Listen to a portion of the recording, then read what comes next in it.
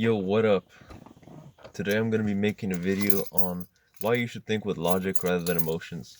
First of all, your emotions will lead you in the wrong direction a lot of the time because our bodies are not hardwired for survival and for life in the modern day and age. Our brain is still wired for the caveman times when we were fighting for our very survival and this sort of thing.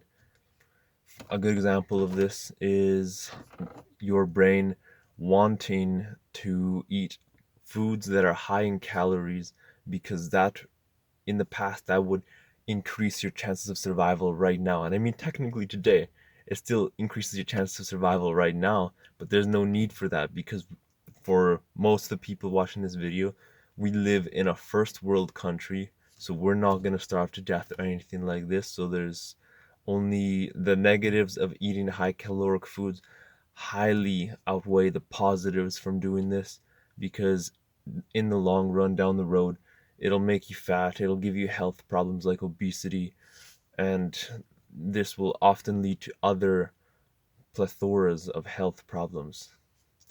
Now, emotions also lead you the wrong way with regards to being productive because at the end of the day you never really feel like going and doing those hard tasks that you have to do that will give you good results in your for your future self, because at the end of the day the things that are good for our future are hard to do, and that's why most people choose to live a comfortable life because they do not want to experience the hardship that comes through improving yourself and through taking steps necessary to make your future self have a better life.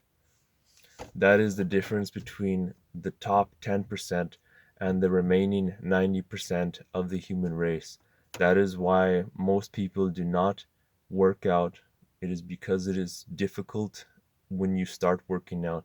And let's be honest, it remains difficult even in the future, but you enjoy it after a period of time. You enjoy working out, especially if you cut out a lot of your other mediums of entertainment such as video games and this sort of thing.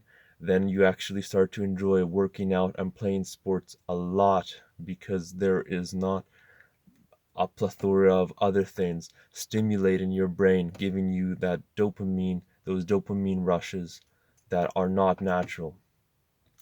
But once you get more serious in life, once you start being more productive every single day and cutting out the bad habits which will make you more productive, then you will find that things like working out and playing sports and reading books all become more enjoyable, and your day-to-day life enjoyment also increases because now if you're because if your brain does not have hyperstimulation, then normal stimulation is enough for your brain and you can start to enjoy your day-to-day life and interactions.